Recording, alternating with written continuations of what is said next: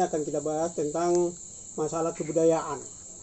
Masalah kebudayaan itu banyak yang dalam hal ini, kalau budaya itu adalah hasil karya cipta manusia, namanya itu semua hasilnya itu adalah budaya, ya. Apakah budaya kerja, budaya pemerintahan, budaya semua yang itu tergabung dalam budaya. Yang akan kita bahas ini terutama tentang apa sih budaya Kota Depok itu, ya, apa sih hasil budaya Kota Depok itu apa gitu kan, gitu ya, yang kita tunjukkan dari Depok ini dalam masalah budaya gitu. Nah, ini mungkin yang perlu kita bahas pada sesi hari ini. Ya, untuk prolognya silakan kepada Pak Hamzah tentang masalah budaya. Baik, terima kasih. Bahwa sesi kedua ini yang kita bahas adalah tentang kebudayaan daerah.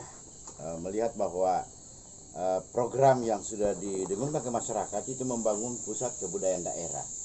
Kemudian daripada itu ada misi visi daripada calon kita ini, yaitu modern dan berbudaya.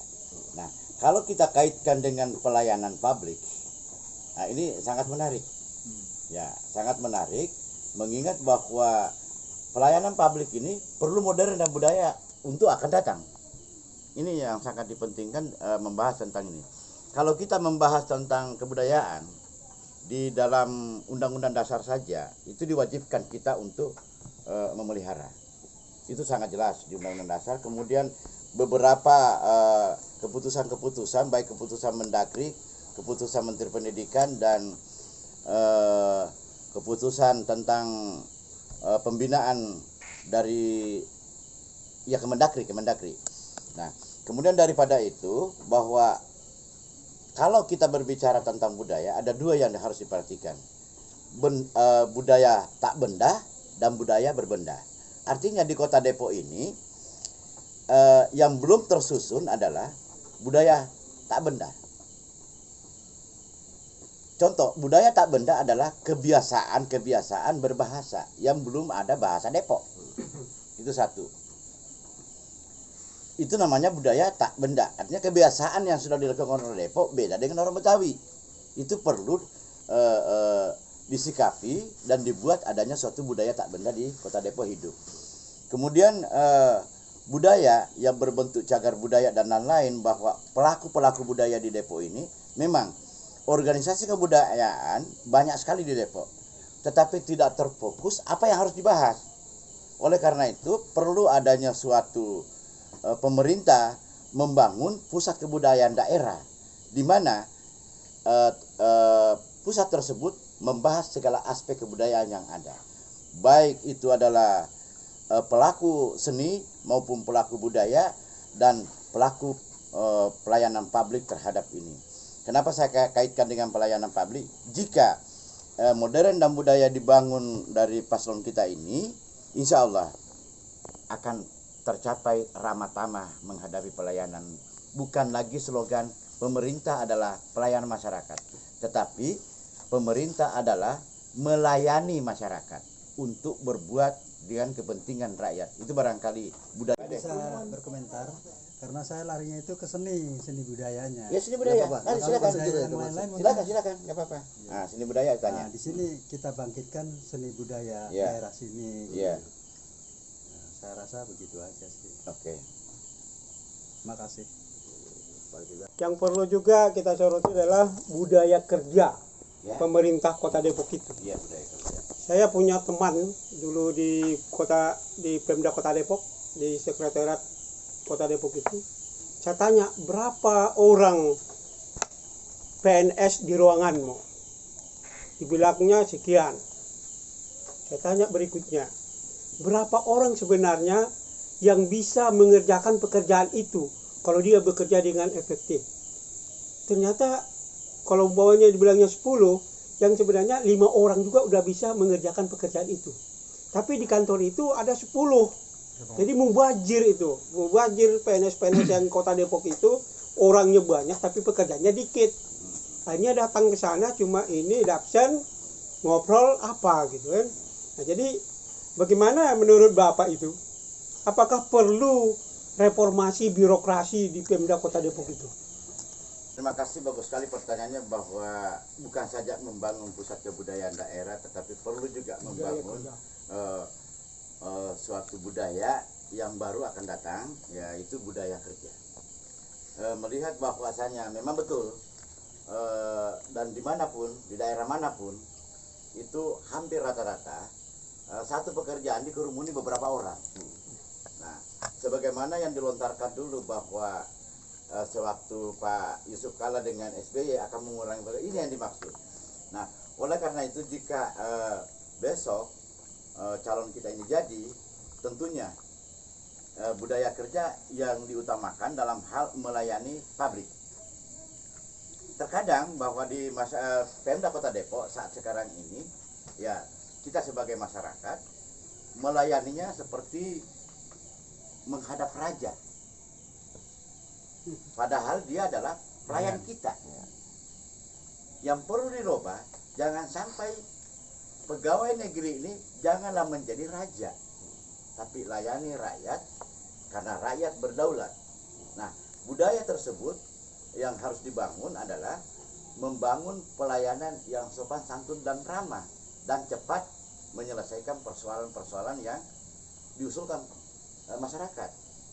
Jangan sampai kepentingan masyarakat seharusnya jadi cuma 1 hari, kenapa bisa berbulan-bulan. Ini juga budaya kerja yang ada sekarang ini harus dirubah ke depan. Kalau negara kita mau maju, percepat pelayanan kepada rakyat. Dan kalau bisa, setiap kebijakan-kebijakan pemerintah, jangan pegawai negeri itu atau ASN menunggu datangnya masyarakat membawa masalah baru dibahas. Tapi PNS ini harus turun ke bawah, melihat perkembangan masyarakat. Kalau itu dijadikan suatu budaya di daerah kita ini, insya Allah Depok ke depan lebih maju. Itulah gunanya bahwa salah satu program di Pradi Afifa ini membangun pusat kebudayaan daerah. Artinya pusat kebudayaan daerah itu termasuk budaya kerja, baik fisik maupun non fisik.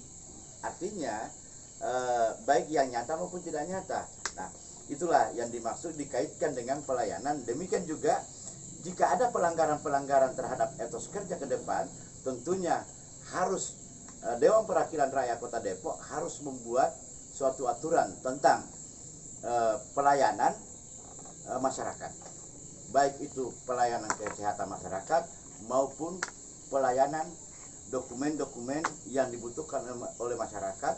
Perlu dibuatkan suatu aturan yang jelas di Kota Depok ini agar masyarakat tidak bimbang.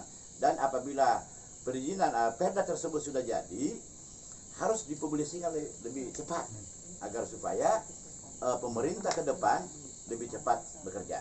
Barangkali begitu, Pak.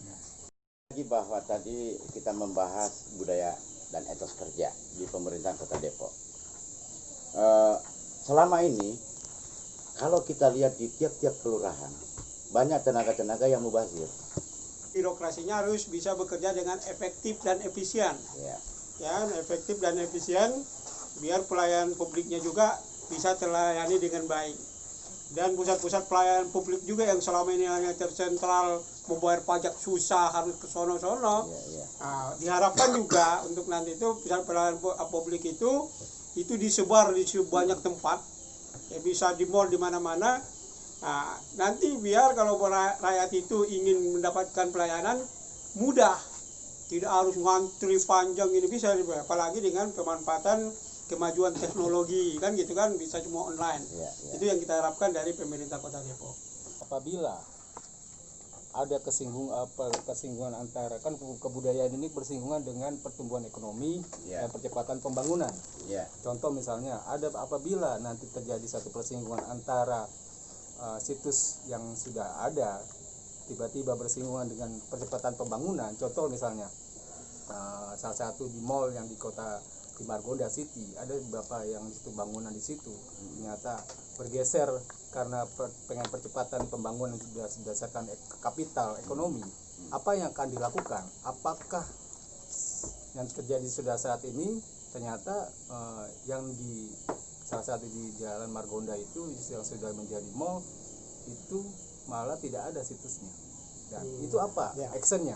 Ya, itu antara budaya. Kita tahu Depok itu banyak situs-situs bersejarahnya yang merupakan, kalau udah di Depok berarti budayanya itu ada di Depok. Jika umpamanya situs-situs yang ada di kota Depok itu nanti terganggu dengan perkembangan dengan alasan pertumbuhan ekonomi bisnis, itu bagaimana seharusnya Depok itu menyikapi hal tersebut? Apakah Pemda Depok itu harus membuat aturan tentang cagar budaya? Kita tahu di Depok ini banyak situs, apakah peninggalan tentang bangunan-bangunan, atau ada lagi makam-makam yang dianggap dari makam tokoh-tokoh zaman dulu ya, zaman dulu yang masih bisa telusuri makamnya. Apakah perlu dibuat aturan-aturan atau bagaimana seharusnya? Bahwasanya masih seputar membahas tentang kebudayaan daerah. Bahwasanya tadi muncul pertanyaan bahwa jika ada situs ya, terganggu, dalam artian terganggu ini melihat dua sisi, percepatan ekonomi atau mempertahankan situs tersebut. Di Depok ini banyak situs. Kenapa saya katakan situs tersebut? Namun sejarahnya itu adalah peninggalan Belanda. Nah, peninggalan Belanda itulah yang banyak menjadi situs. Contoh misalnya, ada rumah tua di Cimanggis, ada rumah sakit Harapan, ada tiang Telkom yang pertama di Indonesia, ada juga jembatan Panus, dan di sisi lain banyak juga makam-makam ya yang disebut cagar budaya. Sampai saat sekarang ini belum diverifikasi apakah bisa masuk sebagai cagar budaya atau tidak. Ini yang kedua, bahwa pemerintahan selama ini menganggap bahwa peninggalan sejarah tersebut dianggapnya klinik, sehingga dia tidak dibahas. Jika paslon kita nanti jadi, insya Allah kita akan mengusulkan suatu peraturan tentang kebudayaan daerah yang diusulkan ke Dewan Perwakilan Rakyat untuk mengatur situs dan cagar budaya. Kaitannya kepada ekonomi, di mana banyak ada cagar budaya, di mana ada situs, insya Allah pendapatan per kapita masyarakat naik, yang otomatis mendongkrak peningkatan asli daerah. Karena di mana ada cagar budaya, di situ bisa dijadikan objek wisata religi. Nah, demikian juga bahwa di kota Depok ini ada 25 setu. Jika setu ini dioptimalkan dan dikelola, itu akan mendongkrak perekonomian kita. Nah, itu bisa dilarikan kepada dibahas di pusat kebudayaan daerah. Apakah nanti dilembagakan atau tidak? Nah, artinya bahwa ini perlu perhatian khusus karena semenjak kami door to door dan atau belusukan di daerah, di kecamatan-kecamatan itu terdapat banyak sekali cagar budaya yang terbengkalai, yang perlu perhatian khusus, yang selama 15 tahun ini nggak ada perhatian sama sekali.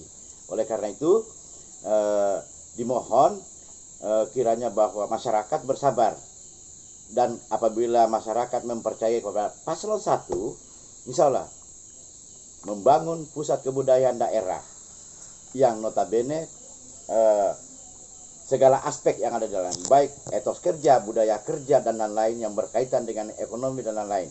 Nah, kemudian hal tersebut bila sudah dibangun, maka konflik sosial di kebudayaan itu sudah tidak ada.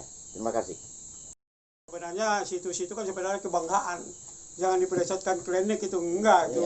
Kalau dipikir yang 180 derajat keliru. Kita harus menghormati itu.